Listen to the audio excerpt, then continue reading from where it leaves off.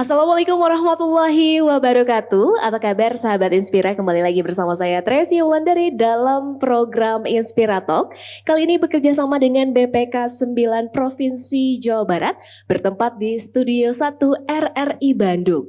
Di mana dalam episode kali ini kita akan membahas terkait dengan peran pemerintah yang hadir dan bergerak bersama masyarakat dalam mewujudkan merdeka berbudaya. Di mana Dana Indonesiana sebagai dana abadi kebudayaan yang akan mendukung kemajuan kebudayaan di Indonesia secara stabil dan berkelanjutan. Dan episode kali ini bisa Anda saksikan juga dengan mendownload RRI Digital di App Store dan juga Play Store. Dan dalam episode kali ini ada yang istimewa karena dihadiri langsung oleh audiens yang terdiri dari umum mahasiswa dan juga komunitas. Saya akan menyapa terlebih dahulu audiens yang hadir di studio saat ini. Halo, apa kabar semuanya? Wah, baik dan semangat. Tentunya audiens yang hadir dan juga sahabat Inspira yang menyaksikan dimanapun Anda berada, penasaran sekali ingin mengetahui narasumber yang luar biasa yang tengah hadir di tengah-tengah kita. Ada 3 orang yang luar biasa di mana membawa nama harum Indonesia melalui Dana Indonesiana.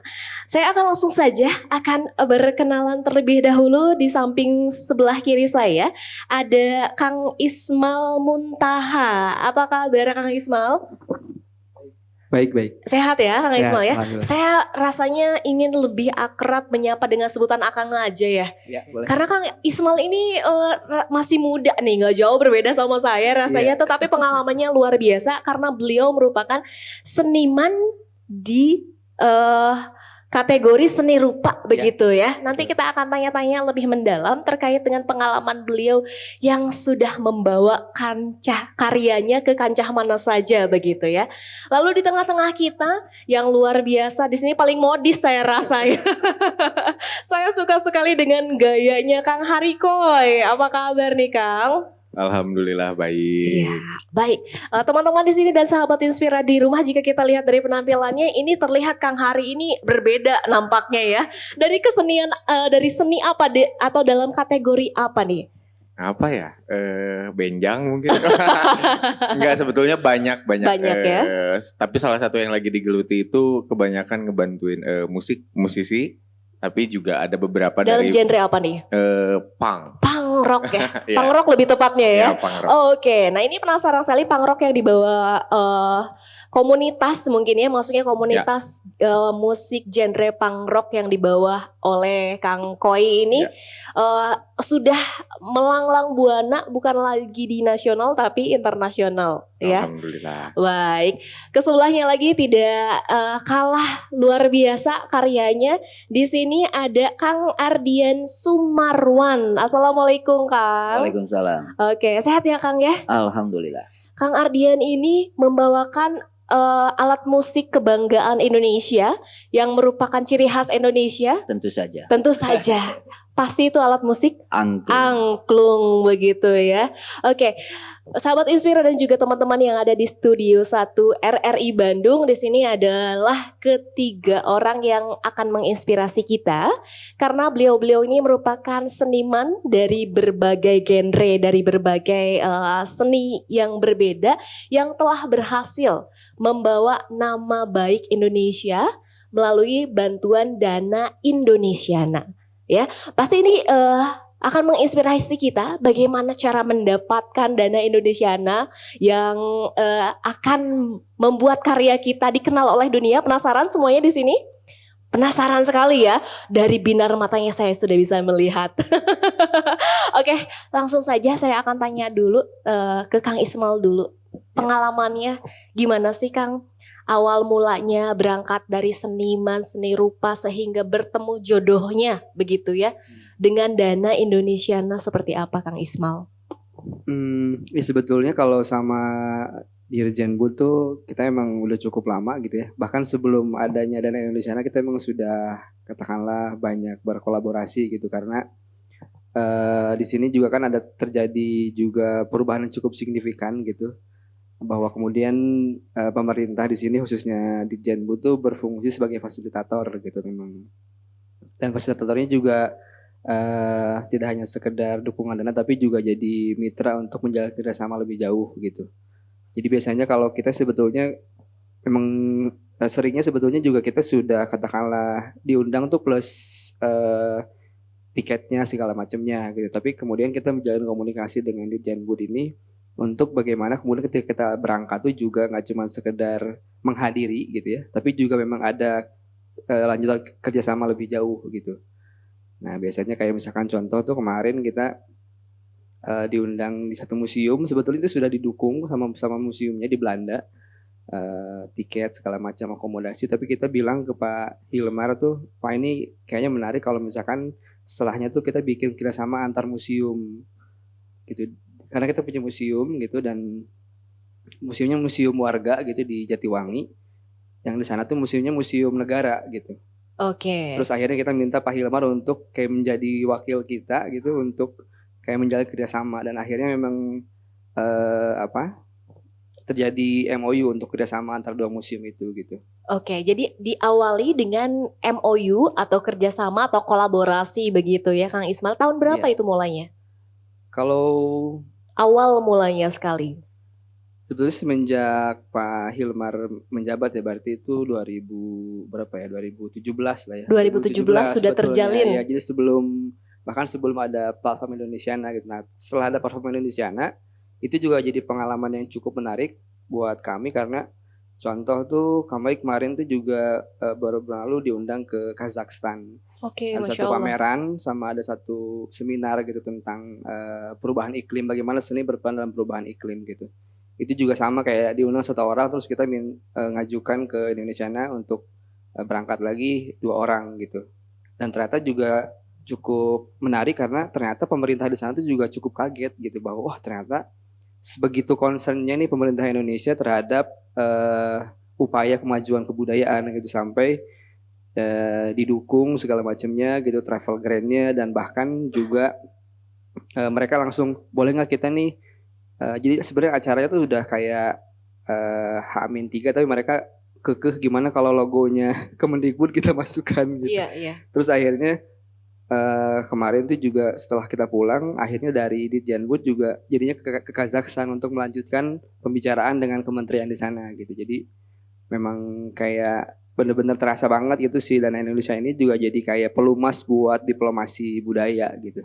Oke, start awalnya dari 2017 dan kerjasamanya berlanjut hingga sekarang ya, insya Allah seterusnya mudah-mudahan ya. Nah saya ingin ke Kang Koy.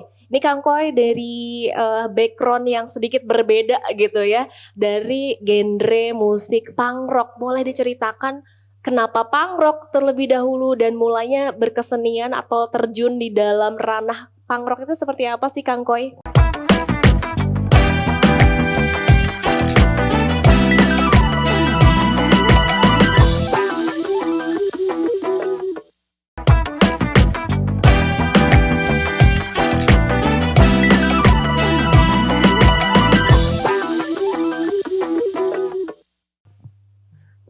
Sebetulnya aku tuh tumbuh juga sama di beberapa subculture seni pertunjukan ya. Mau itu di seni rupa, teater, atau dance contemporary, sama musik tradisi juga. Atau kontemporer atau eksperimental gitu. Iya. Nah itu juga udah lama berjalan di sana. Cuma lama-lama tuh dulu juga sama kayak Kang Ismail, kita kalau dapat undangan tuh pasti biasanya dibiayain kayak tiket dan lain-lainnya. Iya. Untuk seni pertunjukan gitu kan. Tapi ketika balik lagi ke Bandung, banyak teman-teman dari band itu selalu bilang, masa kita susah banget ya gitu dapat pendanaan untuk ke luar negeri dan lain-lain. Apakah kita harus membuat musik tradisi atau apa gitu? Bandnya itu band apa tuh Kang? Banyak lah, kebanyakan scene-nya dari scene underground atau pop culture gitu kan, kayak misalkan band-band pop juga banyak yang sebetulnya pengen manggung di luar negeri tapi susah banget. Rata-rata tuh mereka berpikir harus membuat dulu yang memiliki tradisional begitu kolaborasi dengan tradisional gitu. Nah akhirnya karena kebosanan saya berangkat dan memberangkatkan juga kelompok-kelompok yang basicnya dari culture Indonesia gitu. Bukan berarti nggak mau tapi kayaknya butuh challenge yang lebih gitu. Akhirnya aku coba challenge yang lebih sulit gitu. Itu awal mulanya tahun berapa sih Kang Koy? Apanya? mulai berjalan. Iya, berjalan. Dari 2012 kalau nggak Dari salah. 2012, wah, luar biasa ya, sudah 12 tahun berarti. Ya, Sudah 12 tahun. 12 tahun. Nah, akhirnya karena pandemi terus kayak aduh ngapain ya anak-anak susah ketemu dan lain-lain. Semua jadi virtual, semua menjadi sok virtual gitu kan. Susah juga kan bagaimana itu menjalankan kehidupan dengan seperti itu. Akhirnya ya udah mencoba men-challenge diri agar keluar dari kebosanan gitu. Cobalah nyari teman-teman yang pada akhirnya punya mimpi untuk melakukan itu. Nah, salah satunya kebetulan pada saat itu Turtles Junior, salah satu band punk tertua di Indonesia, mereka berbicara bahwa kita tuh selalu mendapatkan undangan dari Eropa, dari Inggris gitu, dari tempat di mana punk itu dihadirkan dan lahir. Tapi kita kayak bingung aja harus ngapain ya. Apa kita harus kolaborasi sama Kendang gitu atau apa? Aku bilang kayaknya nggak usah deh. Tapi gitu. nggak perlu ya, tidak harus nggak perlu. kolaborasi dengan musik Nggak perlu. tradisional, tidak perlu ya. Cuma kayaknya sudut pandangnya kita aja yang mungkin harus dirubah bagaimana pada akhirnya kalian juga layak untuk bisa mendapatkan kesempatan itu. Gitu. Wah, ini luar biasa nih Kang Koy. Jadi memang selama ini kan kita merasa kalau yang dibiayai itu karena ini berbasicnya budaya, ini harus ada tradisinya gitu, tapi enggak juga ya. Iya, karena kan maksudnya banyak juga misal gitu teman-teman kita misalkan di New Zealand atau misalkan di Amerika, mereka ngajarin gamelan kan ke bule-bule di sana. Betul. Terus suatu saat mereka dapat undangan untuk manggung di Indonesia. Kan pemerintah di Amerika juga tidak pernah berpikir ngapain saya support kebudayaan orang lain untuk ngeberangkatin kamu kayak gitu kan. Ya make sense berarti ya Kang Koy ya. Oke, dari Kang Koy kita akan beralih ke Kang Ardian ya. Oke, Kang, ini yang spesifiknya angklung begitu ya. Boleh saya tanya awal mulanya kenapa harus angklung dan bagaimana ketenaran angklung di luar sana begitu? Ya, hatur nuhun. Sebelumnya mungkin saya juga sama.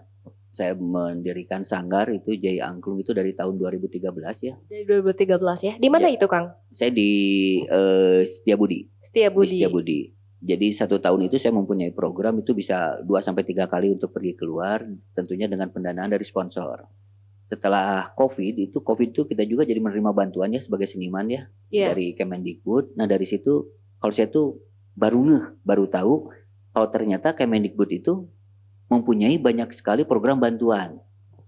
Nah, cuman kalau selama COVID itu sponsor nyaris nggak ada. Kalau undangan itu memang undangan kayaknya di tahun berapa 2020 sampai 2022 itu stop semua deh. Jadi terutama kalau saya tuh punya relasi dengan Jepang itu sudah tidak ada karena pesawat juga tidak ada penerbangan. Iya, karena COVID saat COVID. Nah di akhir COVID itu tahun 2022 saya diminta untuk mengajar di Gifu University untuk mengajar fakultas musik dan fakultas pendidikan luar biasa by Zoom waktu itu awalnya. Cuman saat itu karena penerbangan sudah dibuka dan saya tahu ada program Dana Indonesiana FBKIB ya. Itu awal tahunnya dari mana nih Kang? Karena saya itu Dana Indonesiana itu udah buka karena dapat bantuan. Jadi ada di IG ada bantuan itu, wah saya penasaran sekali ya. Saya baca juknis dan lain-lain. Oh ya udah. Saat ada undangan saya itu dengan Suzuki Sensei di Gifu. Udah Sensei ngapain by Zoom kata saya. Saya minta aja undangan nanti saya berangkat ke Jepang. Terus dia bilang wah tapi saya tidak punya uang. Nggak apa-apa karena sekarang ada program dari Kemendikbudristek saya bilang. Itu saya bisa mendapatkan uang dari kementerian di Indonesia. Oh begitu, dikirim surat dan saya membuat proposal berdasarkan surat undangan dari Gifu University dan itu 2 minggu itu langsung cair. 2 minggu ya? 2 minggu dari pertama kali upload sampai dengan pengumuman itu hanya 2 minggu, 10 hari kerja ya. 2 minggu itu udah ada pengumuman bahwa saya keterima. Dan saat itu saya langsung karena saya sudah mempunyai visa Jepang ya saat itu juga saya berangkat. Jadi kelas yang tadinya mau Zoom menjadi tatap muka langsung. Oke, ini siswanya pasti senang banget dong yang tadinya Zoom terus ini senseinya dengan senang hati, ayo saya aja yang ke Jepang begitu ya. Jadi si awalnya itu ekspektasi mereka juga hanya by Zoom saja gitu dengan kedatangan saya. Asalnya mereka kurang begitu interest juga angklung, apa itu angklung dan lain-lain. Tapi saat saya hadir langsung dengan membawa angklung langsung dan mengajarkan langsung itu semakin terasa juga. Jadi dengan adanya program Kemendikbudristek ini, saya juga menjadi besar hati untuk lebih menggaungkan angklung yang saya kuasai itu bisa jadi tidak hanya di Jepang saja, saya pikir karena programnya itu sudah ada. Saya bisa memperkenalkan angklung ke seluruh dunia. Di seluruh dunia, optimis ya. Dan bisa kita lihat sahabat Inspira dan juga teman-teman yang ada di studio, ini adalah dokumentasi Kang Ardian Sumarwan ketika berada di Jepang ini ya Kang ya. Ya betul. Nah ini luar biasa antusiasnya, bisa kita lihat ini dari mulai anak-anak hingga dewasa ini sangat antusias untuk mempelajari angklung. Atau boleh mungkin dijelaskan langsung sama Kang Ardian nih. Ini sebelumnya ini saya perlihatkan foto ini, kita bermasker semua karena ini zaman COVID akhir. Oke. Di sini. Berarti tahun 2002. 2022. Sorry. 2022. 2022. Iya. Di akhir COVID. Itu saya dipanggil oleh Gifu University untuk mengajar di Fakultas Musik di Gifu University dan Fakultas Luar Biasa. Oke. Saya mengajarkan calon guru tenaga pendidik untuk mengajarkan musik kepada disabilitas. Disabilitasnya apa tuh Kang? Disabilitasnya ada yang grahita, tunarungu. Okay. Grahita dan tunarungu. Saya mengajarkan metode tentunya menggunakan angklung. Karena angklung itu hanya angklung satu-satunya alat musik yang mempunyai satu nada. Ya, Oke. Jadi kalau mereka yang grahita atau yang tangannya ini dia nggak bisa itu main piano, main gitar itu susah. Tidak bisa. Tapi kalau angklung bisa? Dia pegang angklung dia bisa. Oke. Ya, begitupun yang tunarungu. Tunarungu itu tidak bisa mendengar sama sekali tidak bisa mendengar. Mereka untuk mendengarkan tempo susah. Jadi dari situ langkahnya banyak sekali karena metode itu belum ada. Jadi saat keberangkatan ke Jepang saya berpikir bagaimana caranya agar tunarungu itu bisa memainkan musik, bukan angklung saja ya, musik. Hingga akhirnya FBKIB pertama itu saya belum ada metode. Saya pulang ke Indonesia, saya membuat metode dan saya praktekkan lagi di Jepang dengan bantuan Dana Indonesia lagi. Oke. Yang pertama itu berapa lama di Jepang? Yang pertama 2 minggu. 2 minggu. 2 minggu. Oke.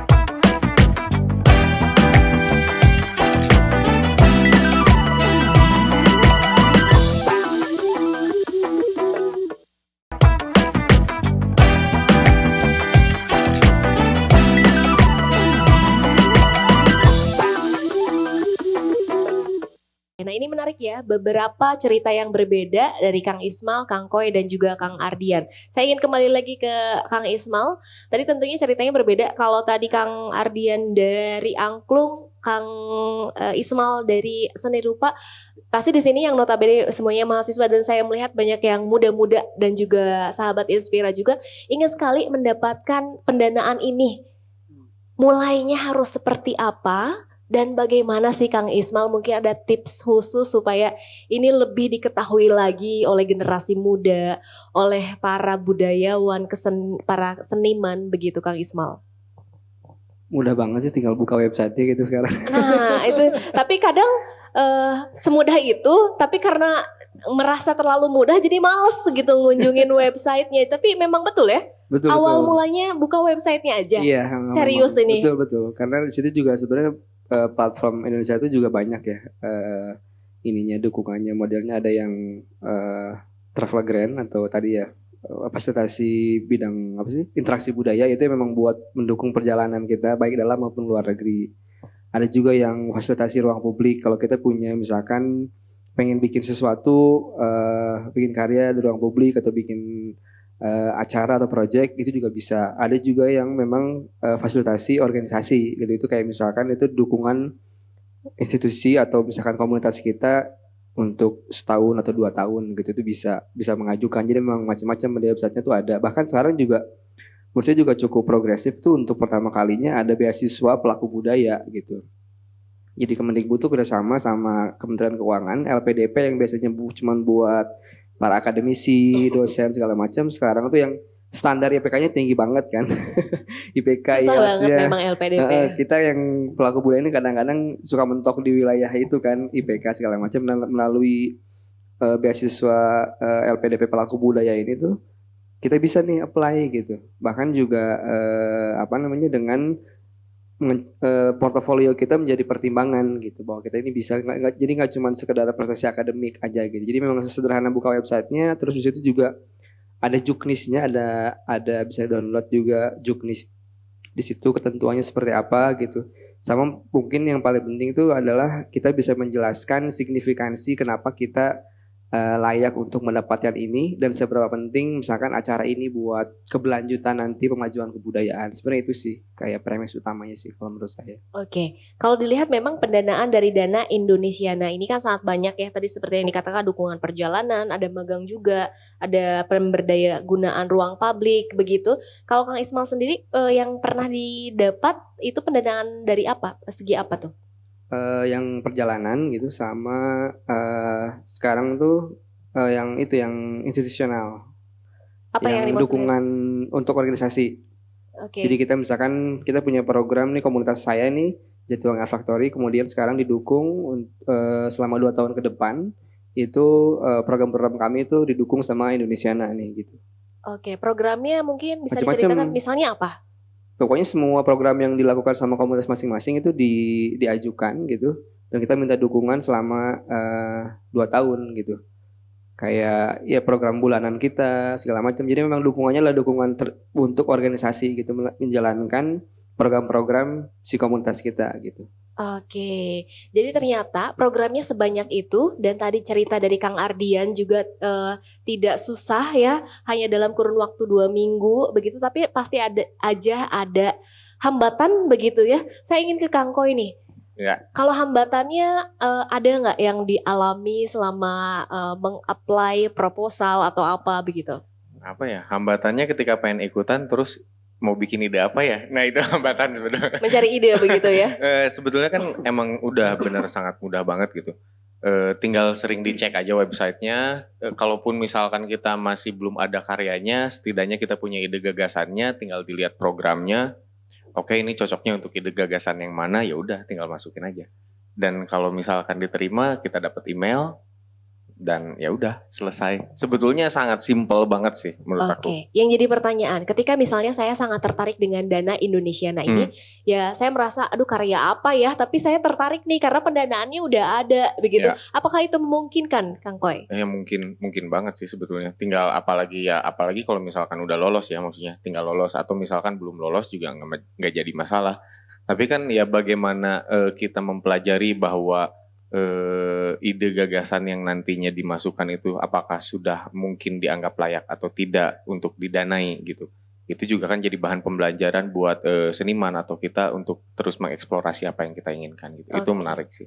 Oke. Dari Dana Indonesiana ini dalam kategori seniman itu memang harus seniman, ataukah boleh misalnya para generasi muda yang memang misalnya punya skill dalam budaya tapi mau ikutan gitu? Boleh sih kayaknya. Boleh banget ya. Kategorinya itu pelaku budaya Iya, sih. Pelaku budaya. Pelaku budaya itu kan luas ya. Jadi nggak cuma sekedar seniman, tapi juga memang kayak praktisi atau misalnya katakanlah aktivis desa gitu. Sebenarnya juga bisa banget gitu. Oke, tapi informasi yang saya dapat ini salah satu kendala itu adalah dari segi administrasi, di mana misalnya seniman ini kalau dari karya itu udah luar biasa, tapi kan kalau dari segi administrasi itu kan harus bikin proposal dan lain sebagainya begitu. Apakah itu ada trik dan juga tipsnya nggak sih? Apa ya tipsnya? Sebetulnya tipsnya kan seberapa jauh kita emang penasaran untuk melakukan itu. Ketika kita emang mau melakukan itu sendiri dan kita mau mencoba meng-apply itu sendiri, setidaknya kita memang sudah harus siap untuk melakukan itu semua gitu. Tapi seandainya misalkan kita ingin ikut apply tapi kita sendiri juga tidak begitu yakin untuk menyelesaikan yang lain-lainnya, ya maka ajak tim lah gitu. Karena kan di Dana Indonesiana ini ada dua pengajuan, dana perseorangan atau dana yang berbasis kelompok gitu. Jadi sama. Kalau tidak bisa sendiri, bisa berkolaborasi dengan yang lain. Mungkin Kang Ardian bisa menambahkan dari pengalaman pribadinya, adakah hambatan yang dialami atau tips dan triknya untuk mendapatkan pendanaan ini? Ya, mungkin kalau dari saya, jadi sebetulnya kalau FBKIB itu kecenderungannya itu 90% itu diterima. 90% asal pasti itu ada asalnya, enggak? Asal. Nah, ini asalnya yang tadi saya juga tadi disampaikan, mendapatkan invitation untuk kita mengikutinya itu yang agak PR. Nah, apakah itu harus ada privilege khusus atau bagaimana begitu? Jadi sebelumnya makanya mungkin kalau yang kita bertiga ini sebelumnya memang sudah pernah melakukan sebuah kegiatan di negara tertentu sampai akhirnya kita mendapat kepercayaan untuk mendapatkan invitation ini. Oke. Kalau saya, misalkan saya dari Jepang itu 1 tahun saya mau 4 kali 5 kali mendapatkan invitation saya bisa. Dan itu syarat ke FBKIB itu yang penting ada invitation itu undangan. Kamu mau ngapain? Itu dulu. Nanti dari situ baru lari ke substansi yang dibiayai oleh Kemendikbudnya. Kan di situ juga ada juknisnya. Kalau pemajuan kebudayaan itu sangat luas sekali ya. Jadi tidak hanya saya angklung juga tidak, mungkin dari drama, teater, vokal itu dan lain-lain bidangnya banyak. Cuman yang paling penting itu invitation. Jadi bahwa kita tuh diundang untuk mengikuti kegiatan tersebut. Jadi mungkin kalau background nanti Kang Koy bisa menjelaskan lagi ya, apakah itu menjadi prioritas kita mendapatkan invitation juga mungkin ya itu juga salah satu dampak juga mungkin. Seperti saya tidak merasa kalau saya angklung itu paling hebat di Bandung, itu saya tidak juga. Tapi karena relasinya kebetulan.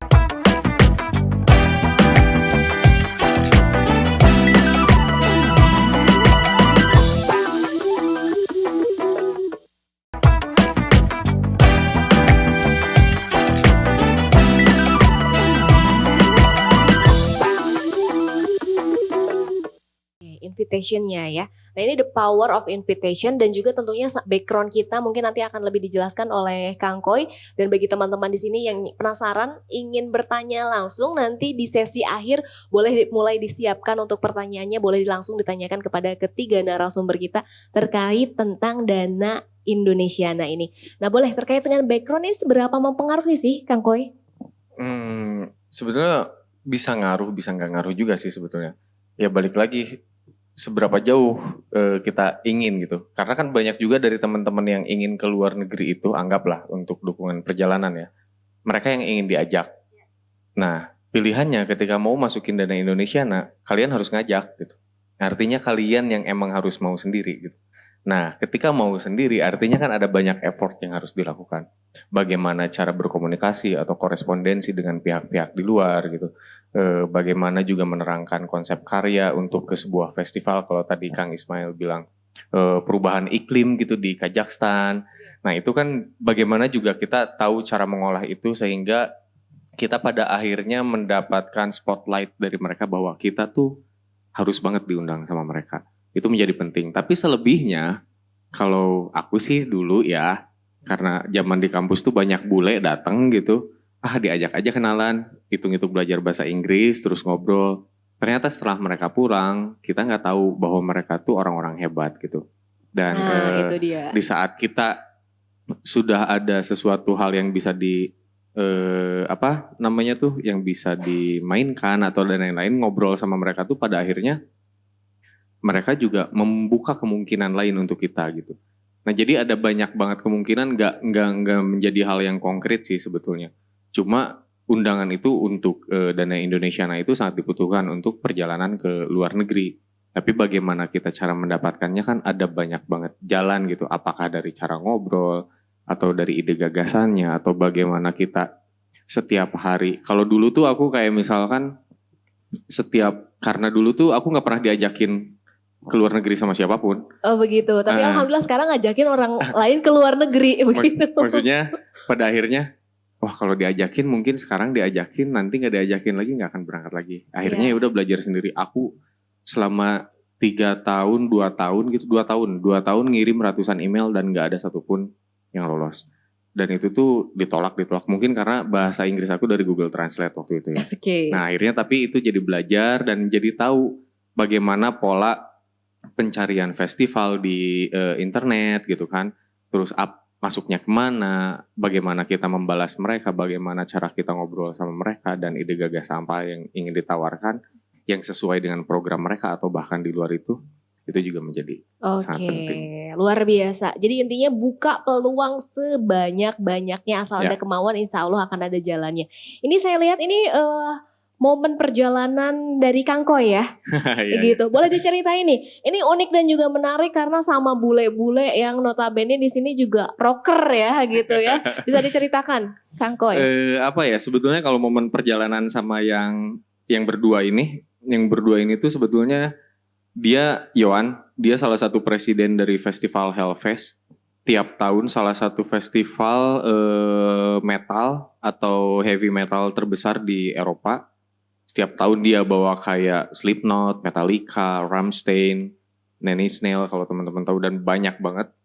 Nah pada saat itu aku kebetulan di tahun 2023 itu melakukan tur ke Prancis sama band ini juga, sama si Turtles. Dan pada saat itu saya belum memiliki kesempatan untuk ketemu sama dia, tapi dia sudah mulai melihat pergerakan kita ketika kita melakukan tur di Prancis. Terus pada akhirnya ya udah, aku coba ngobrol bagaimana caranya aku pengen ketemu dengan mereka, dan ya ketemulah. Dan akhirnya ngobrol panjang, dia menjelaskan banyak hal. Ya setelah itu saya mempertanyakan bagaimana caranya supaya kita bisa main di festival Anda. Karena di Asia belum pernah salah satu band metal atau underground scene di Asia tuh bisa main di festival dia tuh nggak ada gitu. Oke. Bahkan sekelas mungkin teman-teman kayak misalkan di Burger Kill atau Dead Squad di Indonesia yang udah raksasa banget gitu bandnya, juga mereka belum pernah ada di sini, termasuk beberapa band di Asia. Sampai akhirnya dia bilang, kamu bakal mendapatkan panggung tahun depan dan kamu akan berjalan dengan para legendary di musik luar biasa. scene underground. Jadi ya selamat ya, akhirnya kita main sama Metallica, sama Foo Fighter, banyak banget. Jadi band bawaan Kang Koy ini adalah the first one dari The first Asia yang The only tampil one, ya. di sana. Oke, luar biasa. Band apa itu Kang? Turtles Junior. Turtles Junior. Junior. Dan pada akhirnya karena kita band punk, nggak tahu juga sih, Yohan ini pada akhirnya jadi sangat spesial karena kita salah satu band Asia yang akhirnya dia bawa di seri festival dia tahun ini. Dia justru bawa band dari Asia agak banyak dan emang basically-nya kebanyakan dari Jepang, dari punk gitu. Dari punk. Terus dia malah jadi buka audisi untuk band-band punk di Inggris, bahkan di Amerika gitu. Kayak gitulah, untuk main di festivalnya yang tahun ini gitu. Nah itu dia, warna Indonesia ya. Jadi dari mulai tradisi sampai punk Indonesia tuh kaya begitu ya. Iya, karena jadi menarik ya. Jadi ketika si Turtle main punk di Eropa atau di Inggris itu, tiba-tiba banyak yang suka karena ternyata musik punk yang kayak mereka itu udah punah di sana. Udah nggak ada. Ternyata musik punk yang dimainin teman-teman ini di Inggris tuh udah nggak ada, udah punah, bener-bener punah gitu. Udah Jadi nggak ada. dicari dong ya, Ya, disukai. pada akhirnya dicari dan membuka opportunity baru sama Presidential Fest-nya, bahwa pada akhirnya ya kita juga bisa masuk ke poster dan lain-lain, mendapatkan akses-akses yang cukup banyak lah gitu. Jadi ya beruntung dan alhamdulillah.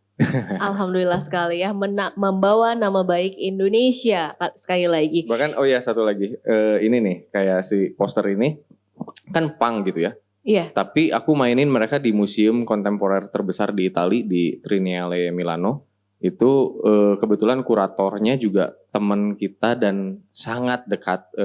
Pada akhirnya kita tuh sering bertemu lah di Bandung. Namanya Luigi Montani. Dia juga sering S3-nya di Ujung Berung. Akhirnya kita sering ngobrol, karena kita sering ngobrol dan banyak.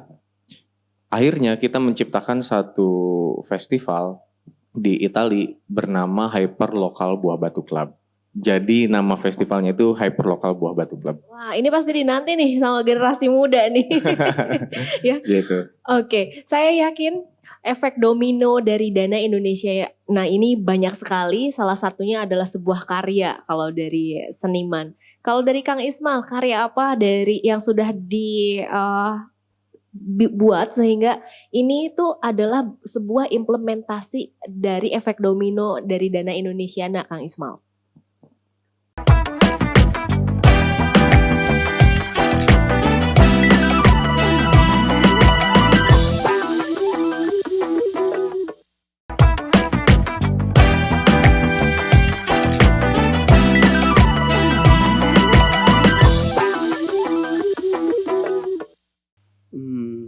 Karya ya. Sebenarnya selain sebagai individu kan saya juga tergabung di komunitas Jatiwangi Art Factory ya. Jadi memang secara kelompok.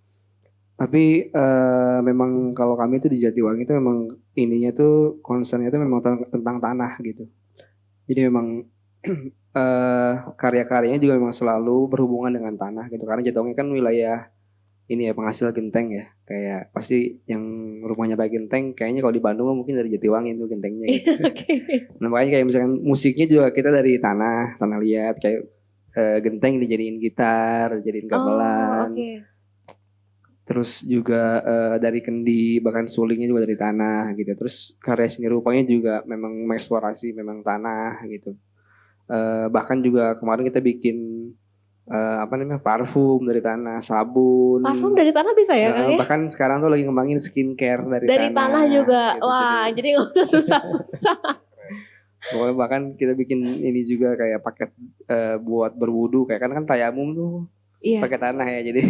Oh oke. Ya gitu memang rata-rata semuanya memang terkait dengan tanah. Bahkan kita tiap 3 tahun sekali itu jadinya kita kayak bikin kayak semacam kan kalau di kebudayaan Cina tuh ada tahun naga emas gitu ya. Naga emas betul. Kayak sekarang kan naga kayu gitu ya. Iya. Ada siklus 12 tahunan. Kalau kita tuh bikin juga siklus 3 tahunan namanya tahun tanah. Jadi memang sekarang ini tahun tanah. Jadi sepanjang tahun ini kita bakal memang semua kegiatan tuh memang terkait dengan tanah gitu. Kayak nanti tanggal 11 kita ada lomba binaraga para pekerja genteng gitu. Jadi para binaragawan tapi para pekerja karena genteng. Wah ini luar biasa nih. Bekerja di pabrik genteng itu sama kayak nge-gym tuh badannya pasti badannya bagus-bagus ya. Bagus-bagus gitu. Terus juga ada ibu-ibunya ada main alat musik tanah namanya mother bang. Oke. Ini penasaran sekali ya, saya jadi penasaran banget nih Kang. Ya jadi memang dan itu juga menurut saya juga salah satu yang selalu kita obrolkan sama Dirjen Bud terkait kemajuan kebudayaan. Karena kan kemajuan kebudayaan itu ngomongin soal bagaimana kita mengelola sumber daya ya. Dari mulai mengarsipkan, terus memanfaatkan sampai mengembangkan. Jadi memang si tanah ini kita lihat juga bukan cuma sekedar sebagai produk gitu yang atau komoditi, tapi juga memang sebagai bagian tak terpisahkan dari kehidupan kita gitu. Jadi memang harapannya tuh karena kan kebudayaan tuh seperti itu ya kayak kita bakal selalu punya relasi dengan alam sekitar, dengan tanah, dengan air. Mungkin di tempat lain gitu, dia dekatnya dengan air atau misalkan dengan bambu gitu kan segala macamnya. Nah, tapi kalau Jatiwangi punya tanah gitu. Oke, ya. Dari sekian banyak tadi kesenian dari tanah, alat musik, bahkan skincare dan parfum begitu ya. Dari kesemuanya itu yang sudah merambah ke luar negeri, apa aja nih yang sudah ditampilkan di luar negeri? Yang paling mudah ditangkap tentu saja musik sebetulnya dan karya seni rupa. Kayak kemarin tuh juga kita bikin candi itu dikoleksi sama salah satu museum di Belanda gitu kayak jadi koleksi permanen lah di. Jadi candi tapi terbuat dari tanah begitu? Iya. Oke. Dari tanah itu bareng sama karyanya Picasso itu di koleksinya tuh bersebelahan lah. Satu ruangan maksudnya kayak. Oke, jadi kalau yang sudah ditampilkan di berbagai negara, ada negara apa aja Kang? Coba boleh diurutkan mungkin dari awal mulanya kayak gitu. Panjang tapi ya. Tapi ini pasti menstimulus nih teman-teman di sini. Wah, saya biasanya diawali pengen keluar negeri gitu. Tapi pride-nya berbeda. Kalau keluar negeri tapi membawa karya gitu. Saya sih mungkin lebih mau ngelihatnya dari perspektif yang lain gitu. Kayak misalkan contoh nih ngomongin soal Indonesia itu juga atau fasilitasi perjalanan tuh juga menurut saya sih yang paling penting tuh di sini kata kuncinya fasilitasi gitu ya. Nah fasilitasi itu sebetulnya kan yang paling penting adalah kita tahu apa yang mau kita buat dulu. Gitu. Jadi justru dengan kita tahu apa yang mau kita buat, apa yang mau kita eksplorasi, bagaimana upaya kita memajukan kebudayaan itu yang kemudian akan difasilitasi gitu. Nah terus mungkin juga Kang Koy dan Kang Ardian juga merasakan gitu semakin banyak keluar negeri justru sebaliknya itu malah bikin kita semakin pengen bikin sesuatu di Indonesia gitu. Jadi bawa oleh-oleh gitu ya? Enggak, jadi sebetulnya bawa oleh-oleh skill gitu untuk dibuat di Indonesia. Itu pertama. Tapi yang kedua itu pengalaman kami tuh banyak justru sekarang tuh terutama Eropa ya, itu lagi ngelihatnya tuh malah ke kita gitu. Karena pertama kita tuh kan suatu negara yang punya mega biodiversity ya, keragaman hatinya cukup kaya. Yang itu membuat kita juga punya sumber daya kultural, sumber daya budaya yang juga cukup kaya gitu. Nah itu sebenarnya potensi yang tidak dimiliki sama negara-negara, terutama negara-negara yang kita selama ini bilang maju itu sebetulnya sekarang lagi mengalami istilahnya apa ya, deadlock, kayak lagi mentok gitu, bahkan mau mengalami krisis. Nah kita sebetulnya lagi punya peluang banget nih, apalagi didukung dengan adanya fasilitasi yang cukup progresif dari pemerintah melalui bagaimana kita memajukan kebudayaan. Jadi ketika misalkan ada platform Indonesia itu juga menurut saya juga mungkin perspektifnya juga nggak cuma dilihat sebagai ajang buat kita bisa jalan-jalan, tapi justru Itu sebaliknya bonusnya kalau jalan-jalan jalan-jalan. itu sesuai dengan tema talkshow kita hari ini lah sebagai upaya diplomasi untuk memperkuat apa yang di lokal kita. Gitu. Menurut saya itu sekarang tuh memang udah nggak ada lagi istilah internasional tuh, menurut saya udah harus dibongkar, tapi yang ada tuh lah interlokal gitu. Karena misalkan contoh kayak mungkin Kang Koi juga atau Kang Ardian ke Jepang tuh sebenarnya kan juga ke lokal juga kan ya gitu ya. Dan itu tuh menurut saya sifat-sifat ini juga mungkin pengaruh dari kita terlalu lama dijajah ya. Ada spirit inferioritas gitu, ngelihat Barat tuh selalu jadi yang terdepan. Padahal sekarang tuh sebetulnya sebaliknya nih. Jadi Kita berbalik yang begitu. betul, kita yang lebih punya peluang gitu. Jadi kalau misalkan lagi balapan tuh kita nggak usah lagi ngikutin jalur sini, kita bisa bikin jalur sendiri melalui kebudayaan gitu.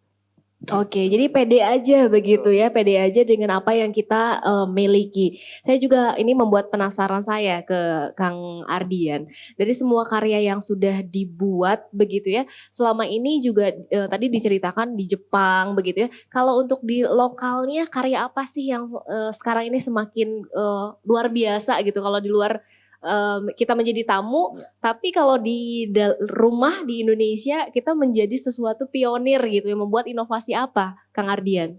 Ya, jujur ya, jadi Dana Indonesia ini sangat menginspirasi kita, jadi tidak berhenti beride.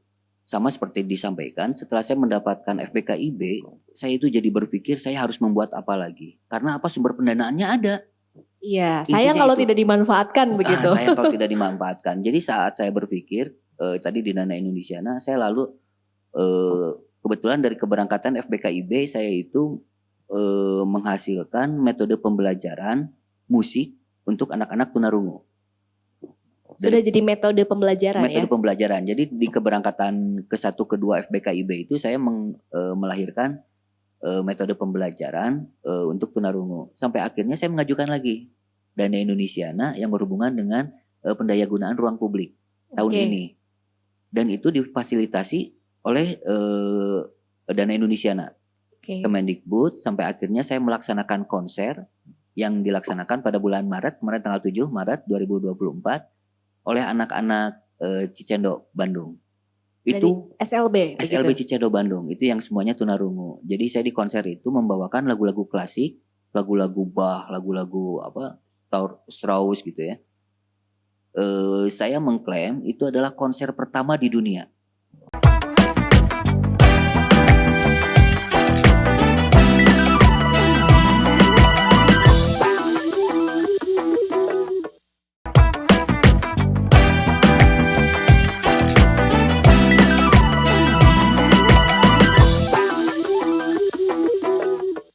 Oke, pertama di dunia. Konser pertama di dunia, anak-anak tunarungu membawakan lagu klasik. Oke. Sampai akhirnya saat kemarin ditanya, lantas akan membuat apa? Saya juga sekarang lagi berpikir, saya akan membawa konser ini ke seluruh dunia. Saya pengen di tiap benua itu mengadakan konser ini. Karena metode pembelajarannya ini belum ada. Dan tentunya menggunakan angklung, karena hanya dengan menggunakan angklung mereka itu dapat menyelenggarakan konser.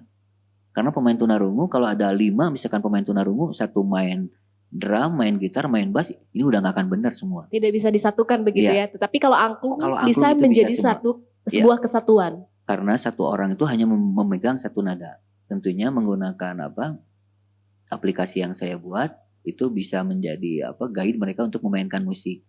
Meskipun mereka di panggung itu kita masih punya PR mengenai psikologinya, tapi kalau output ke audiens itu sangat luar biasa indah sekali.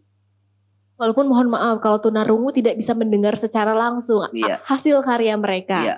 Dan kenapa ini metode ini menarik sekali di Jepang seperti tadi dikatakan, itu kita sepakat semua bahwa Indonesia itu tahun tahun 2045 kita akan menjadi leader. Dan saya juga akan mendorong anak-anak, khususnya kalau saya sekarang lagi bergerak lagi konsen di disabilitas. Saya yakin anak-anak disabilitas Indonesia itu bisa menjadi leader untuk disabilitas di seluruh dunia. Di seluruh dunia. Ya, karena itu mampu sekali lah. Kita juga yang melalui Dana Indonesiana ini, saya menjadi banyak ide, banyak berpikir, apalagi yang bisa saya tuangkan, khususnya untuk anak-anak disabilitas mengenai inklusi ini. Karena sebetulnya jangankan di Indonesia, di Jepang juga sekolah lanjutan untuk disabilitas itu di Jepang juga hanya ada 1 universitas, dan Indonesia itu belum punya. Di Indonesia belum punya, hanya di Jepang. Dan mudah-mudahan kedepannya Indonesia punya begitu Kita ya. Kita pengen membuat itu. Supaya anak-anak bisa meneruskan sekolah lanjutan. Oke. Nah ini menarik ya, Kang Ardian membuat satu metode pembelajaran kepada anak-anak disabilitas khususnya tunarungu terkait dengan pembelajaran angklung. Apakah ada value lain selain daripada karya seni ya musik yang disuguhkan, misalnya apakah mengajarkan gotong royong? Karena kita kenal mungkin di Jepang masyarakatnya masing-masing begitu, Kang Ardian.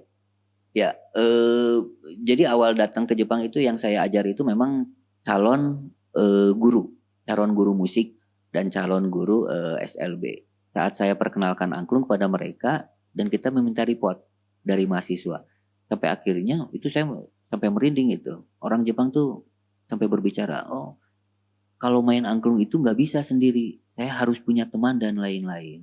Yang pada prinsipnya orang Jepang tuh individualistis, dia hanya bisa bersatu di kelas angklung. Mudah-mudahan dengan angklung tuh ya seperti tadi dikatakan, di luar tuh udah individualistis, itunya udah tinggi banget lah. Sampai akhirnya dengan menggunakan angklung, dengan menggunakan alat musik tradisi Indonesia, ya mudah-mudahan bisa merubah keragaman mereka tuh bisa jadi bersatu dengan angklung ini gitu. Saya berharapnya bisa merubah juga lah. Oke, luar biasa ya. Jadi ada value lain di balik seni yang diajarkan, tetapi mengajarkan sifat kebersamaan, tenggang rasa dan gotong royong, khususnya angklung dari Jawa Barat. Sifat kebersamaannya, gotong royongnya dibawa ke bisa ngebentuk. Kalau sekarang itu kan di kita tuh di sekolah itu kan pendidikan karakter ya dan lain-lain. Ternyata di Jepang tuh pendidikan karakter yang dipakai justru angklung yang dari kita. Iya, oke. Mereka juga sebetulnya pendidikan karakternya ya kalau untuk pribadinya dia udah selesai ya. Cara antri mereka bisa, tapi kebersamaan mereka belum punya. Wah. Dengan angklung itu mereka menyadari bahwa penting juga ternyata bersosialisasi. Luar biasa. Nah kalau dari musik punk rock ada nggak value lain? Mungkin karena keberhasilan nih Kang Koy membawa band-band Indonesia manggung di luar negeri begitu, ketertarikan akan generasi muda mungkin kepada musik punk rock itu mungkin bisa jadi lebih banyak atau gimana nih Kang? Banyak banget sih sebetulnya, sebetulnya kan kalau kita keluar tanpa kita harus menjelaskan bahwa kita dari Indonesia pun sebetulnya mereka udah tahu. Taunya dari mana tuh? Ya muka kita kan beda ya. Muka makanya. Asia gitu ya, muka Asia gitu kan. Terus dan lain-lain lah. Tapi yang menarik itu setelah yang pertama kita pulang dari Inggris, karena kita di Inggris itu main di festival punk terbesar di dunia. Kita manggung sama legend-legend punk kayak yang dianggap kayak misalkan Casualties atau misalkan Rancid dan lain-lain, kita main bareng sama mereka. Sepulangnya kita ke Indonesia, tiba-tiba banyak banget band punk tour dari Amerika dan dari Inggris ke Indonesia. Bahkan banyak juga pembahasan tentang bahwa ternyata Indonesia itu memiliki scene underground dan scene punk terbesar di dunia. Jadi magnet Indonesia. Pada akhirnya tuh ya? Mereka justru malah mereka nanyakan, kalian dari mana? Dari Bandung. Teman vokalisnya dari mana? Dari Medan. Ininya dari mana? Oh saya mah ini suka nongkrongnya di Cicalengka, saya suka nongkrongnya di Bogor. Pada akhirnya tuh ternyata itu membawa mereka pada akhirnya datang ke sini juga menjadi sebuah, mereka nggak tahu mau wisata untuk hiburan apa ya, tapi mereka ternyata datang ke sini untuk melihat scene underground di Indonesia, di Bandung, di Medan, di Cirebon, Sumatera, Bali, itu seperti apa? Kok bisa ada band seperti ini dan mereka tidak pernah tahu selama berpuluh-puluh tahun gitu. Jadi pada akhirnya tuh kultur atau kultur itu diciptakan juga. Mereka membuat band punk ini tuh terinspirasi dari yang ada di Inggris dan yang ada di Amerika. Tapi mereka juga pada akhirnya tidak menyadari bahwa mereka setelah menciptakan punk yang memang tumbuh dari wajah Indonesia. Mereka telah menciptakan punk yang mungkin tiap bangun pagi bisa makan gado-gado gitu. Atau misalkan merasakan bagaimana panasnya hangatnya udara yang ada di Indonesia dan lain-lain. Itu juga yang menciptakan. Mereka juga sempat berpikir bagaimana punk pada akhirnya menjadi kritik untuk banyak hal gitu kan. Punk menjadi kritik untuk ini, untuk itu, dan kita selalu berjuang untuk itu. Bagaimana juga mereka mengapresiasi seberapa jauh perjalanan anak punk yang mungkin bisa sulit gitu untuk melakukan tur ke Eropa, tapi puluhan ribu kilometer pada akhirnya mereka bisa sampai di sana juga, itu menjadi hal yang menarik. Jadi sebetulnya kultur yang lebih lucu lagi, anak-anak punk ini mereka tuh rajin banget sholatnya. Oh gitu ya? Ya di luar inilah ya. Iya. Out of the record, mereka tuh rajin banget sholatnya.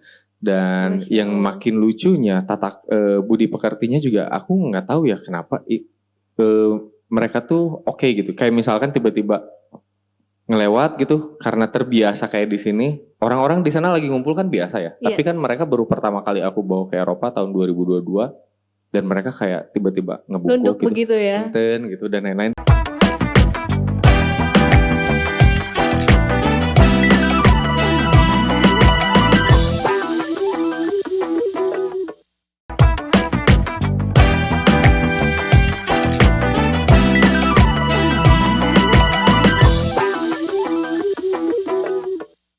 Nah, itu tuh hal yang menarik gitu. Dan itu menjadi pertanyaan, kenapa kalian harus melakukan itu? Kita tuh setara gitu dan lain-lain. Oh, ini tata krama yang biasa kita lakukan di Indonesia.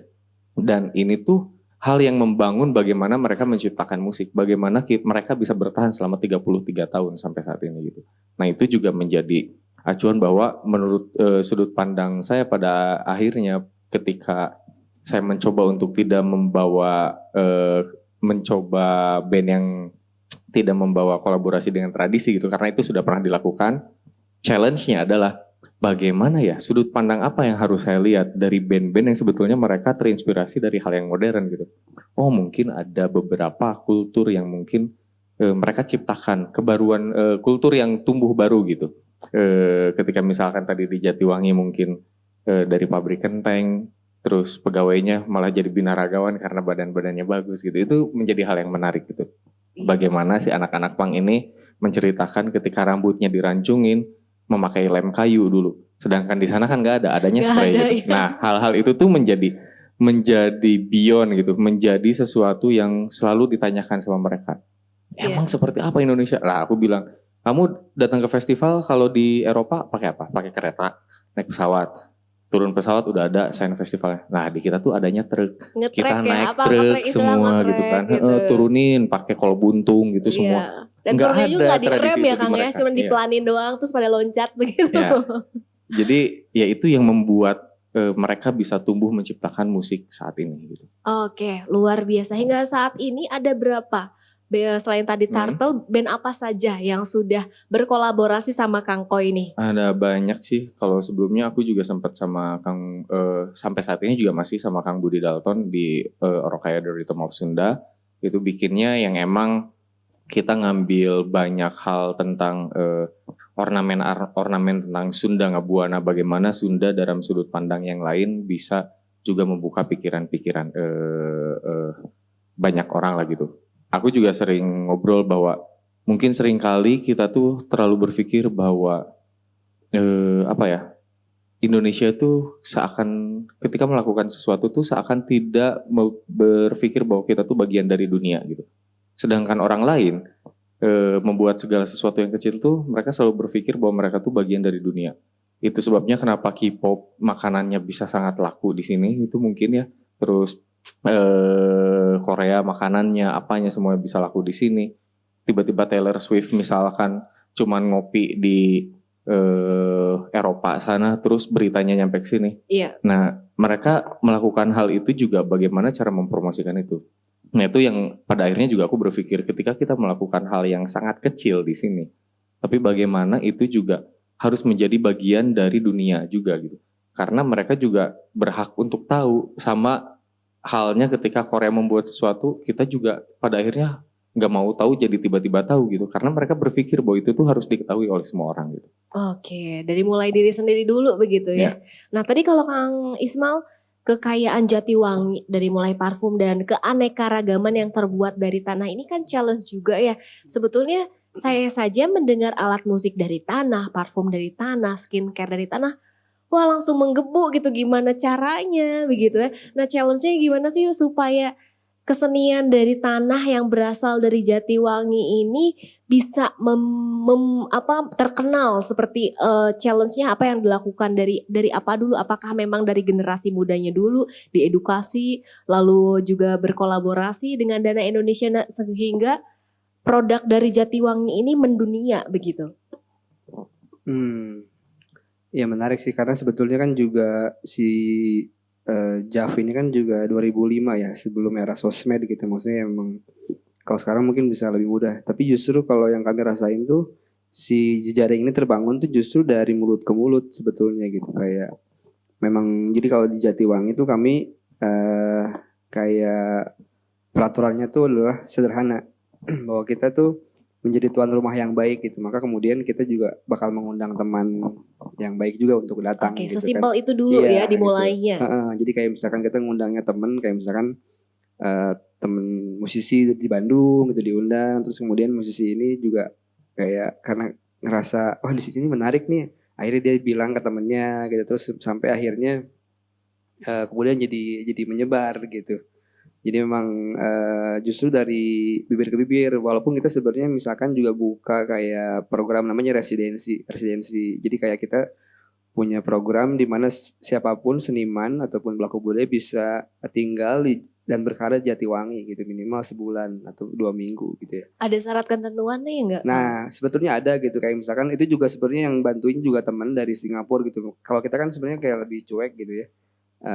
Tapi yang Singapura ini mesti bikin masukin ke websitenya segala macam gitu, hingga akhirnya orang tuh banyak yang ngirim email portofolionya. Nah tapi kebanyakan tuh justru itu tuh nggak terlalu berlaku gitu, kayak dia portofolionya apa segala macam. Justru yang lebih nyambung tuh ketika dia datang memang sebagai tamu yang baik, sebagai teman yang baik gitu kayak. Dan karena dengan begitu dia tuh juga mau mempelajari tentang apa yang ada di Jatiwangi gitu. Tapi banyak kayak misalkan dia portofolionya sudah macam-macam gitu ya, tapi justru kadang dia kurang mau mendengarkan, kurang mau mempelajari tentang apa yang ada di Jatiwangi gitu. Oke, gitu ya ini luar biasa, memang sudah sesimpel itu, tetapi mudah-mudahan efeknya bisa mendunia gitu, apalagi insya Allah di bawah Kang Ismail begitu ya.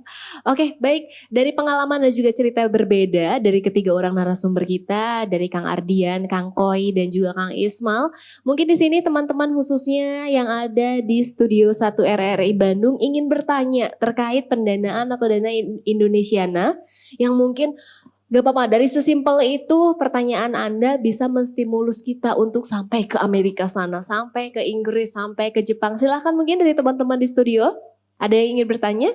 Karena audiens yang ada di studio ini terdiri dari mahasiswa, komunitas, dan juga dihadiri dari kalangan umum. Silahkan. Tadi Akang, siapa yang mau bertanya? Dari belakang dulu. Silahkan. Boleh berdiri Kang, disebutkan nama mungkin dan asalnya, dan kalau ada motivasi boleh disebutkan juga. Ya, perkenalkan nama saya Jovito dari Universitas Muhammadiyah Bandung. Mungkin langsung aja ke pertanyaannya. Baik.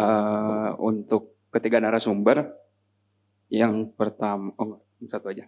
Apakah dengan dana bantuan Indonesiana ini ada suatu kerjasama atau program yang berkelanjutan di negara-negara yang dikunjungi? Baik, itu saja. Terima kasih. Oke, terima kasih Kak Jovito ya dari Universitas Muhammadiyah. Baik, silakan langsung saja dijawab. Mungkin boleh dari Kang Ardian dulu.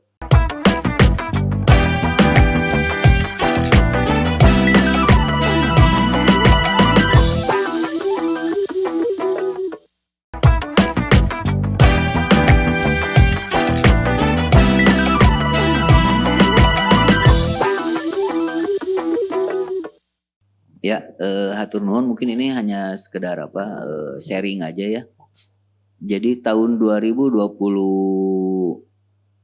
pertama saya mendapatkan program fasilitasi bidang kebudayaan, interaksi budaya. Itu tahun selanjutnya saya mendapatkan lagi. Tapi setelah itu ini yang saya dengar dari verifikator, justru kalau kita terus dibiayai oleh Dana Indonesiana memang itu kurang bagus juga. Jadi Dana Indonesiana itu berpikir tidak berhasil. Tapi saat kita bisa mandiri itu yang diharapkan oleh Dana Indonesiana. Sampai akhirnya di tahun 2023 itu saya hanya mendapatkan 2 bantuan 2 kali dari Dana Indonesiana Interaksi Budaya. Padahal saya ke Jepang itu udah bisa 8 kali tahun kemarin tuh bolak-balik. Jadi saya mendapatkan bantuan khusus dari negara Jepangnya. Karena yang tadi kata Kang Ismail mereka itu sangat interest gitu kalau kita dibantu masalah kebudayaan oleh negara. Sampai akhirnya Jepang juga mungkin merasa malu, masa Indonesia membiayai. Kan kalau program saya itu saya mengajarkan angklung, mengajarkan metode pembelajaran musik kepada calon guru. Jadi sebetulnya yang saya ajarkan itu calon guru, jadi bukan muridnya. Jadi saya mengajarkan bagaimana cara mengajarkan musik terhadap disabilitas. Sampai akhirnya saya mendapatkan bantuan justru dari pemerintah Jepang. Jadi yang berkelanjutannya tuh bukan dari Dana Indonesiananya. Kalau Dana Indonesiananya saya 2 kali sudah stop dan saya tidak mengajukan lagi di FBKIB, tapi saya lebih mendapatkan bantuan dari pemerintah Jepang. Bahkan sekarang saya kemarin sudah mengajukan ke UNESCO juga karena pengennya agendanya jadi dunia. Seperti itu mungkin Kang kalau dari saya. Oke, hatur nuhun Kang Ardian. Jadi begitu ya. Jadi dinyatakan berhasil ketika sudah bisa berdiri sendiri dan efek dominannya ada dan bahkan bantuannya dari mancanegaranya langsung begitu ya. Oke, kita dengarkan langsung dari Kang Koy bagaimana nih? Yang pasti ada ya, karena kita juga di sana pasti kan banyak berkomunikasi dengan banyak orang gitu kan. Terus dengan mungkin ada beberapa yang mereka mempunyai bisnis atau creative space dan lain-lain. Pada akhirnya ketika kita sering ke sana, kita sering berkomunikasi, kita membuka juga banyak kemungkinan gitu. Kemungkinan yang bukan hanya ketika aku cuman ketika saya bawa band punk, tapi ternyata saya di sana ketemu saintis, kenapa nggak diajak kolaborasi juga gitu. Nah pada akhirnya bukan cuma karena aku berangkat sama band punk terus aku hanya terus mencari aja itu gitu. Di sana tuh ada banyak banget kemungkinan dan itu pada akhirnya kesempatan itu juga hadir ketika Dana Indonesiana pada akhirnya ikut membantu perjalanan kami gitu. Nah makanya sebetulnya selalu kami maksimalkan. Sebetulnya kan di perjalanan kita yang kedua di 2003 dan 2004 yang tahun ini, kita tuh yang didanain Dana Indonesiana itu cuma 1 titik. Yang 2022 itu cuma 1 titik, tapi aku kasih 15 titik. Yang 2024 itu cuma 1 titik, tapi aku kasih 6 titik. Karena sebetulnya berangkat ke luar negeri, anggaplah ya, ketika acuannya berangkat ke luar negeri dan didanain, hanya 1 titik itu rasanya mahal banget dan rugi banget buat kita sebagai pelakunya. Maksudnya tidak banyak yang kita lakukan karena kita hanya menghabiskan waktu saja di sana. Tapi ketika ada banyak juga hal yang bisa dilakukan dan kebetulan Dana Indonesiana juga ternyata bisa mensupport uang saku dan lain-lain. Itu menjadi hal-hal yang menarik karena pada akhirnya kita bisa membuka networking sebesar-besarnya, membuka kemungkinan lain. Mau itu misalkan setiap orang dari tim aku tuh misalkan ada 5 orang, yang satu misalkan ini emang seniman, yang satu emang ini scientist, yang ini misalkan orang IT. Ya udah kita bikin aja sesuatu gitu. Bikin lagi kemungkinan lain sehingga kita pulang tuh kita bisa membuat lagi sesuatu dan melakukan hal-hal lain. Bagaimanapun juga mereka nanti datang juga ke Indonesia membuat apa gitu. Nah kalau aku sendiri sih, karena selama ini yang ngaturin semua jadwal itu aku dan titik-titiknya itu semuanya aku, semua datanya aku simpan. Karena kebutuhannya bukan untuk aku sendiri. Pada akhirnya banyak teman-teman dari band juga yang nantinya bisa pergi ke luar negeri, ke negara-negara yang pernah aku singgahi dan lain-lain. Mereka juga membutuhkan bagaimana bisa mendapatkan titik-titik untuk mereka manggung, tur di tempat-tempat yang mereka pengen. Oke, ya udah nanti ada berapa banyak? Oke, di Inggris ada sekian, 30 tempat, ada mau? Oke. Eropa itu semua akan aku share dan ya tinggal ngobrol aja gitu. Oke, saya setuju sekali. Kalau ada banyak yang bisa dilakukan, kenapa cuma satu begitu ya? Maksudnya itu tuh Dana Indonesiana kan cuma memberikan modal kita untuk bisa berangkat ke sana. Iya. Tapi ketika kita sudah berada di sana, pilihan kita sejauh apa kita mau mengeksplorasi dan menembus batas-batas yang kita pengen gitu. Oke, luar biasa. Nah dari Kang Ismail, bagaimana nih Kak? Soal kerjasama lanjutan ya, sebetulnya kalau kamu di Jatiwangi itu selalu itu yang jadi tujuan utamanya gitu. Kayak kalau diundang pameran tuh kita justru selalu ngebayanginnya kayak gitu, karena kan sebenarnya kalau kami itu juga bukan komunitas yang isinya seniman semua gitu. Kayak pernah kita diundang ke Jepang ke Museum Fukuoka, itu yang berangkat tuh Pak Camatnya gitu. Jadi Pak Camatnya yang jadi seniman gitu. Agar kemudian di sana dia bisa ketemu juga dengan wali kota atau dengan itu, agar kemudian jadi ada kerjasama lanjutan gitu. Bahkan kita juga bikin kayak semacam embassy di beberapa negara gitu, namanya Terracotta Embassy. Itu kayak embassy-nya Jatiwangi di beberapa negara lah gitu. Cuman kalau yang terkait dengan Dana Indonesiana, pengalaman yang ini sih paling tahun 2022 tuh kita kan diundang di Documenta 15 di salah satu pameran seni rupa yang paling besar lah di dunia itu, atau dia kayak Mekahnya seni rupa tuh Documenta ini, karena dia 5 tahunan gitu di Jerman gitu.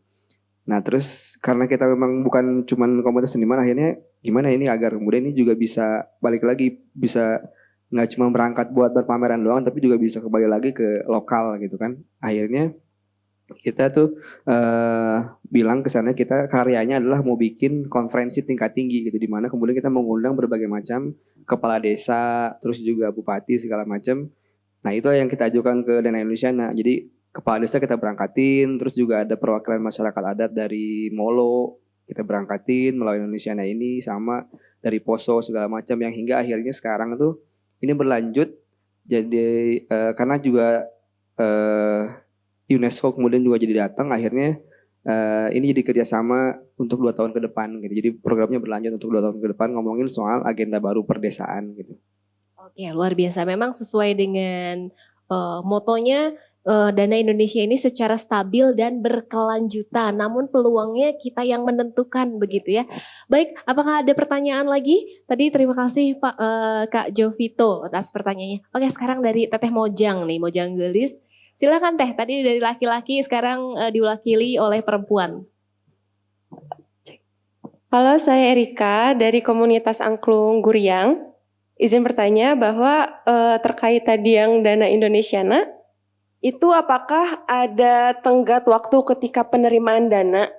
Itu yang pertama. Lalu ketika misalkan ya ada tenggat waktunya, apakah ada konsekuensi atau sanksi jika kita tidak bisa bertanggung jawab dengan dana yang dikeluarkan oleh Dana Indonesia tersebut? Terima kasih. Oke, terima kasih Teh Erika dari komunitas Angklung. Karena dari komunitas Angklung mungkin boleh diawali oleh Kang Ardian dulu. Nanti saya akan meminta pendapat dari narasumber yang lainnya.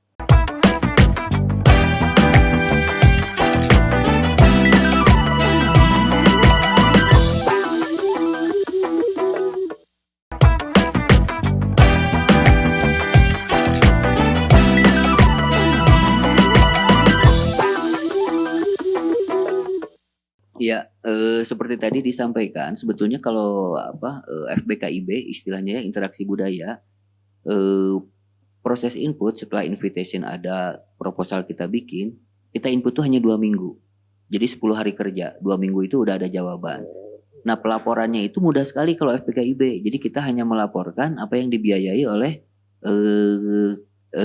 Dana Indonesiana, dan yang dibiayai itu hanya tiket pesawat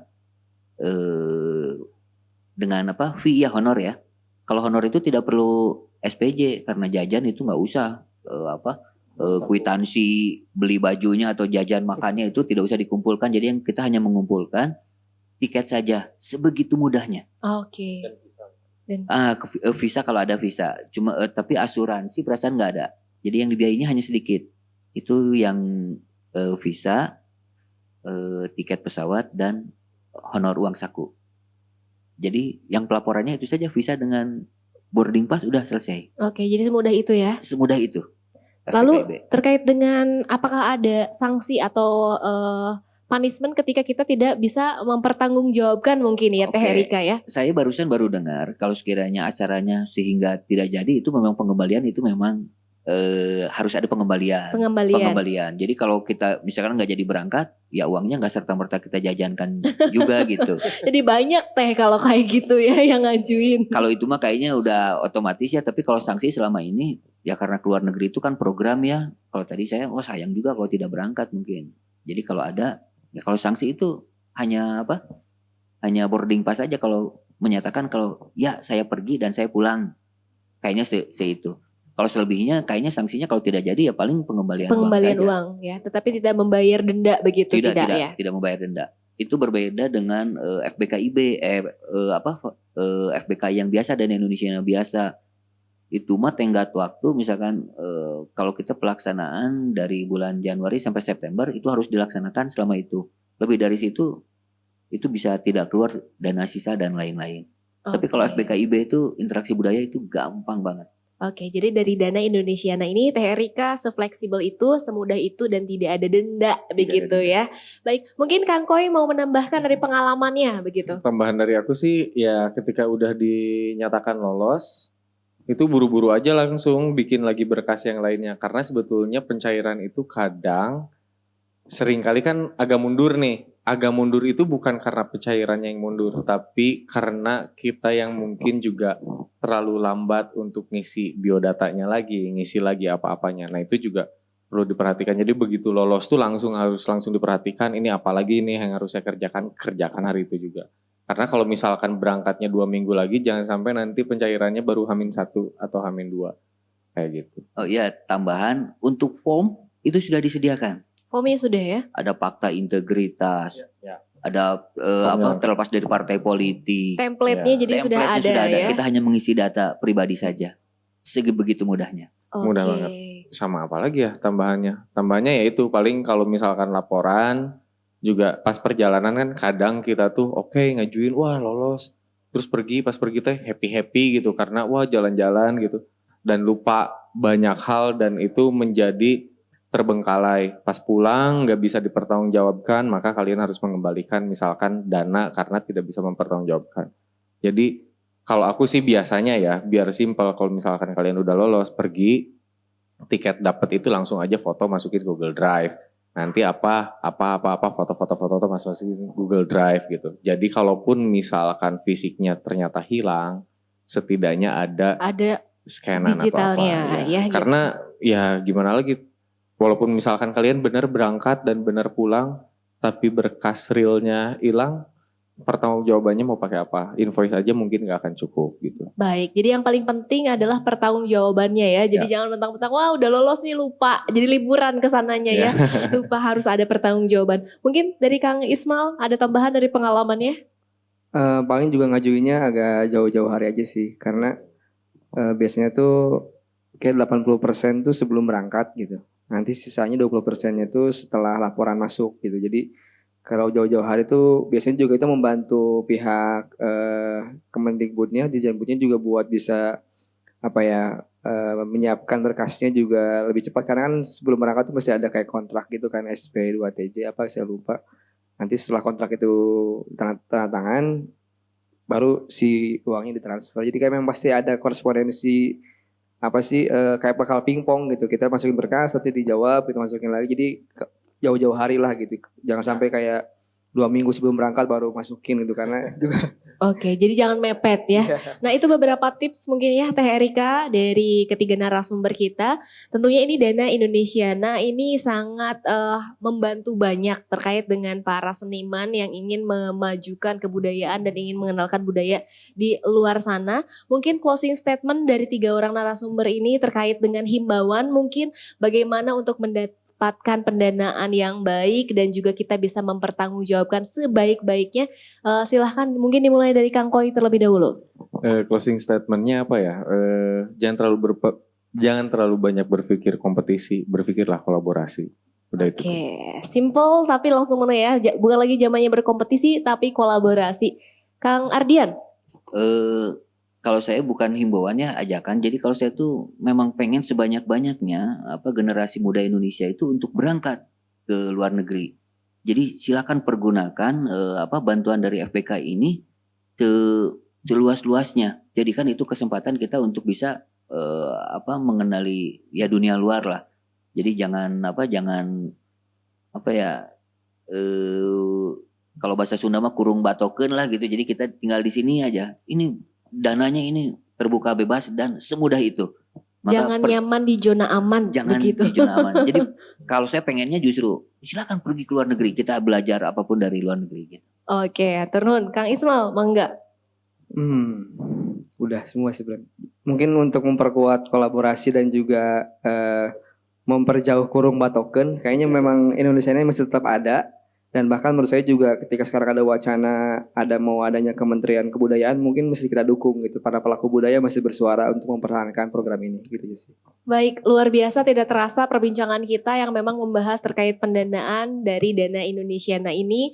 Mudah-mudahan ini bisa menginspirasi untuk teman-teman yang hadir di Studio 1 RRI Bandung dan juga sahabat Inspira yang ada di rumah bisa mengembangkan sayapnya ke ranah internasional begitu mancanegara. Dan saya juga ingin mengucapkan terima kasih banyak kepada 3 orang narasumber yang sangat menginspirasi dengan pengalaman dan ceritanya yang berbeda-beda. Saya ucapkan terima kasih kepada Kang Harikoy, hatur nuhun, dan juga Kang Ismail dan Kang Ardian. Mudah-mudahan lebih go internasional lagi membawa nama baik Indonesia. Dan saya juga ucapkan terima kasih kepada semua teman-teman yang hadir di sini. Mudah-mudahan program dari pemerintah terkait dengan untuk memajukan dan juga mendukung kemajuan kebudayaan semakin maju lagi, semakin berdaya lagi, dan semakin banyak seniman, budayawan, dan semua warga dan juga masyarakat Indonesia yang terbantu.